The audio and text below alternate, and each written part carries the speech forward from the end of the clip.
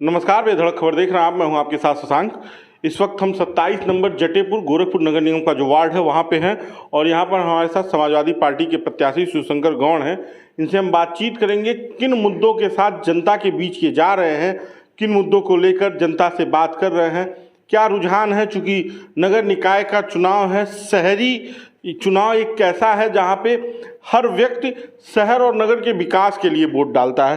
शिवशंकर जी, स्वागत है आपका। बहुत धन्यवाद आपका। और सबसे पहले पूरे जटेपुर उत्तरी के आम आवाम की तरफ से, अक़लियत के लोगों की ओर से, जटेपुर की समाज जनता की ओर से आपका एवं आपके दर्शकों का और आपके चैनल का हार्दिक स्वागत अभिनंदन करते हैं। शिवशंकर जी, अब आप क्षेत्र में हैं, चुनाव की घोषणा है, सभी प्रत्याशी अपने जीत का दम भर रहे हैं।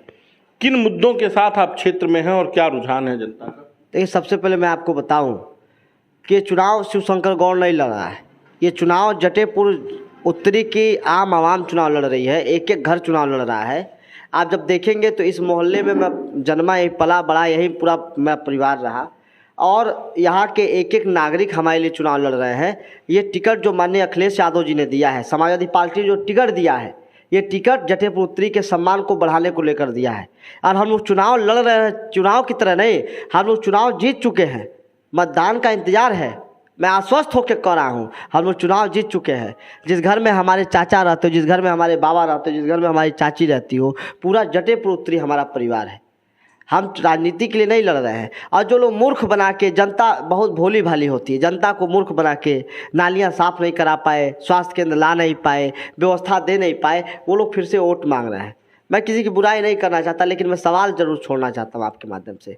15-15 साल लोग रहे, भारतीय जनता पार्टी की सरकार रही, मनोनीत पार्षद रहे, तब भी काम नहीं हो पाया। नालियाँ बजबजाती रही, मच्छरों का आतंक जारी रहा। तो आप वोट किस आधार पर मांग रहे हैं? वोट मांग क्यों रहे हैं आप किस आधार पर? ये बताइए, ये मुख्यमंत्री की एकदम जो कैंप कार्यालय है, जो मुख्यमंत्री का गोरखपुर का आवास है, गोरक्षनाथ मंदिर, उसके बगल का मोहल्ला है, कितनी सेंधमारी कर पाएंगे भाजपा में आप? पूरी सेंधमारी है। आप इस बात को समझते नहीं और आप इस बात को सोचते नहीं हैं। एक तरफ माननीय मुख्यमंत्री जी अपने स्वजाति के व्यक्ति को टिकट देते हैं, माननीय मुख्यमंत्री जी की जाति देख लीजिए, और दूसरी तरफ एक ठेला चालक के बेटे को अखिलेश यादव टिकट देते हैं, गरीब परिवार खपड़ेली के मकान में रहने वाले को टिकट देते हैं। दोनों पार्टियों की अंतर देख लीजिए। पिताजी चना मटर बेच के हमको पढ़ाने के बाद मैं छात्र राजनीति, फिर समाजवादी पार्टी की राजनीति में आ गया।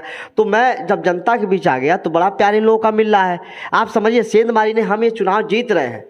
ये चुनाव जीत कर जब मैं नगर निगम की सदन में पहुंचूंगा तो जटेपुर उत्तरी की जो मूलभूत समस्या है, हमारे बच्चों के हक का प्राथमिक विद्यालय लाइन उस पार है। अभी कल रात में एक दुखद घटना हो गई। ईद के मौके पर कल रात को एक व्यक्ति सड़क पार कर रहे थे, उनका एक्सीडेंट हुआ, वो एक्सपायर हो गए।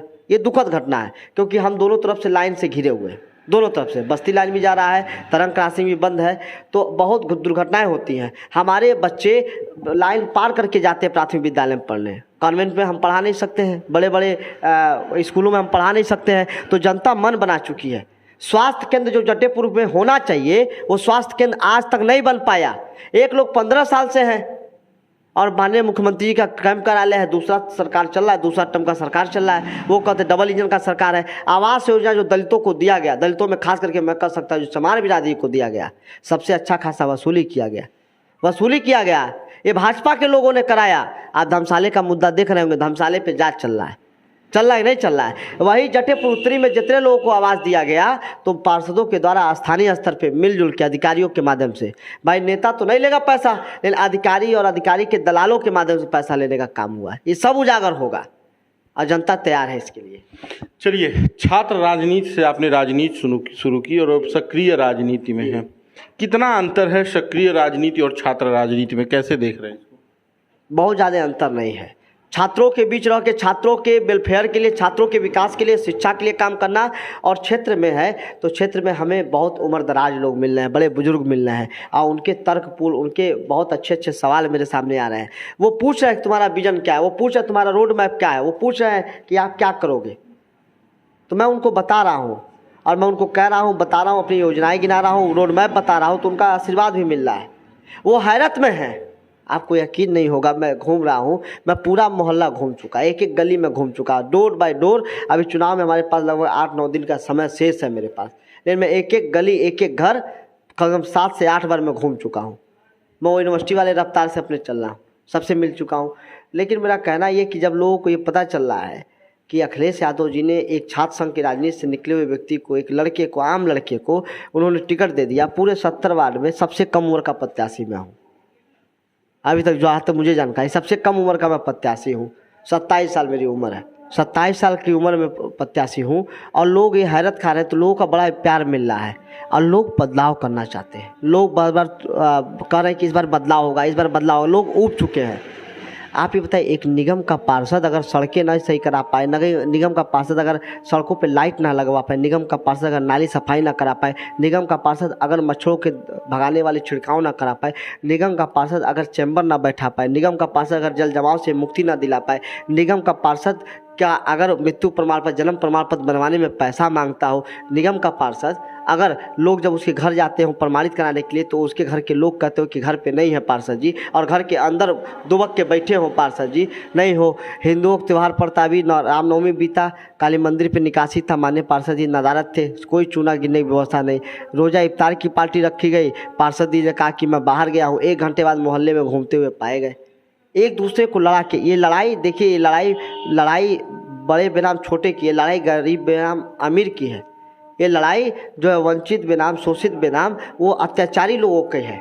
ये लड़ाई मैं बताऊं, जो अमीर तबका है, जो बड़े बड़े घरों में रह के दुबके हुए, जिनको कोई मतलब नहीं कि वोट देने जाए कि न जाए, वो पिकनिक समझते हैं। लेकिन ये चुनाव उन गरीबों का है जिनकी बेटियों की शादी के लिए मैंने कहा है कि 55,000 रुपये उनकी बेटियों की शादी के लिए हम दिला सकते हैं। मैंने कहा है कि 5,25,000 का उनका बीमा हो सकता है। मैंने कहा है कि उज्ज्वला योजना जो जटेपुर 3 में नहीं मिला वो शिवशंकर गौड़ दिलाएगा, ये बेटा दिलाएगा। मैंने कहा है कि प्रधानमंत्री आवास योजना दिलाने में 1 फुट की कौड़ी कोई अधिकारी आपका ले नहीं सकता है। मैंने कहा है कि आपका जाति बनाना हो, आय बनाना हो, निवास बनाना हो, आपका जन्म प्रमाण पत्र बनाना हो, और आपका 1 रुपया नगर निगम के किसी बाबू को हम लोग नहीं देंगे, ये मैं सुनिश्चित किया हूँ। मैंने कहा है कि प्राथमिक विद्यालय ला के आपके बच्चों को अच्छी शिक्षा, क्योंकि हमारे पैसों से ही वहाँ के अध्यापकों को दिया जाता है सैलरी, आपके लिए अच्छी दवाएं। आप लोग कहेंगे प्राथमिक विद्यालय, प्राथमिक स्वास्थ्य केंद्र कैसे बनेगा?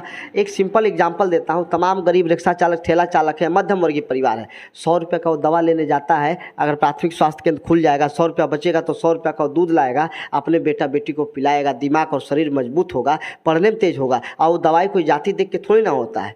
लेकिन मैं बताऊं आपको, मुझे कहते हुए शर्म आता है कि हमारे वर्तमान बड़े बड़े नेता इस वार्ड के, निवर्तमान पार्षद, सब लोग हमको चौराहों पे हमारे खिलाफ अपशब्द बोलते हैं कि ठेला चालक का बेटा है। लोग बताते हैं, आप शब्द कह रहे हैं कि ये गरीब परिवार का बेटा है, ये कैसे लड़ेगा, ये कह रहे हैं। हम कह लड़ लीजिए, अखिलेश यादव जी ने अवसर दिया है। ये कह रहे हैं, कुछ बड़े लोग कह रहे हैं जो अभी वर्तमान में हैं यहाँ पे पार्षद, वो कहते हैं वो का लड़ेगा ठेला चालक का बेटा। ऐसी सी बात आ रही है। चलिए, एक सवाल मेरा ये था आपसे कि अब 5 ऐसे मुद्दे, जिन मुद्दों को अगर जनता आपको सदन भेजती है नगर निगम के, तो जीतने के बाद आप पहले करेंगे?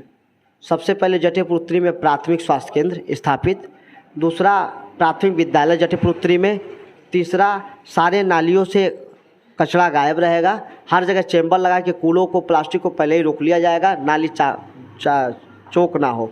चौथा, जो जल जमाव होता है जिन सड़कों पे नालियों के माध्यम से, वो ना हो। और सड़कों के हिसाब से जो कूड़ा फेंके हुए रहते हैं उसी में ऐड रहेगा। कूड़ा जो फेंके हुए रहते हैं और कूड़ा छितराया हुआ रहता है, समय से उठाने वाले लोग नहीं रहते हैं, कूड़ा कभी भी लोग फेंक देते हैं। हर जगह चैम्बर लगा के, मशीन लगा के कूड़े को एक व्यवस्थित ढंग से उठाने का काम, सुबह और शाम लगातार उठाने का काम, ये मेरे संकल्प पत्र में है। और 5वां सबसे महत्वपूर्ण काम है, एक छोटा सा मच्छर आदमी को बहुत गंभीर बीमारी दे देता है। मैं कुछ और नहीं कहने जा रहा था, इस मत लीजिएगा। एक छोटा सा मच्छर बहुत गंभीर बीमारी दे देता है। सबके घर में छोटे छोटे मासूम बच्चे हैं। हम इस वार्ड को मच्छर मुक्त बनाएंगे, जिससे मलेरिया, डेंगू और तमाम ऐसी बीमारियां ना हो सके। और मैं बता दूं, मेरी तमाम योजना है। मैं इस मोहल्ले को हरा भरा सुंदर वार्ड बनाना चाहता हूं। इस वार्ड में पार्क नहीं, मैं पार्क की स्थापना करना चाहता हूं। इस मोहल्ले में समाज घर नहीं है जो बेटियों की शादी के लिए बन सके, वो लाना चाहता हूं।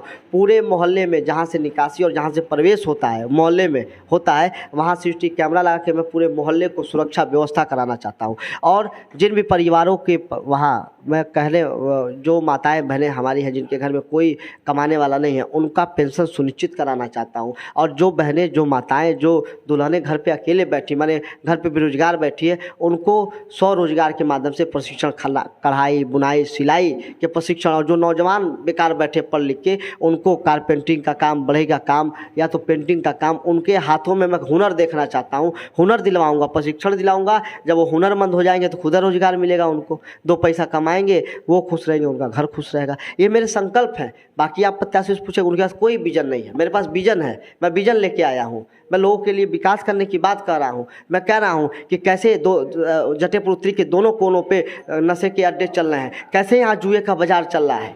ये जनता इसका जवाब दे। जुए का चल रहा है, नशे का चल रहा है। हमारी बहन बेटियां रात बिरात आधी रात को आती है, चाहे किसी की घर की हो, उनके साथ कैसा कैसा व्यवहार हो सकता है, उसे रोकने के लिए कैमरा बहुत ज़रूरी है। ये नशा कौन करा रहा है, ये जुआ कौन खिलवा रहा है, ये आपराधिक गतिविधियों में कौन लोग शामिल हैं, इसको सुनिश्चित करके, इनको चिन्हित करके मैं जेल भेजवाने का काम करूंगा। और मैं डरने वाले लोगों में से नहीं हूं। मैं छात्र संघ की कोख से निकला हूं, वही छात्र संघ जहाँ से चंद्रशेखर जी निकले हैं, वही छात्र संघ जहाँ बाबू मोहन सिंह निकले हैं। मैं डॉक्टर राम मनोहर लोहिया को मानता हूँ, मैं जनेश्वर जी को मानता हूँ, जयप्रकाश नारायण को मानता हूँ। और मैं उस दल से आता हूँ जिस दल का पहचान संघर्ष है।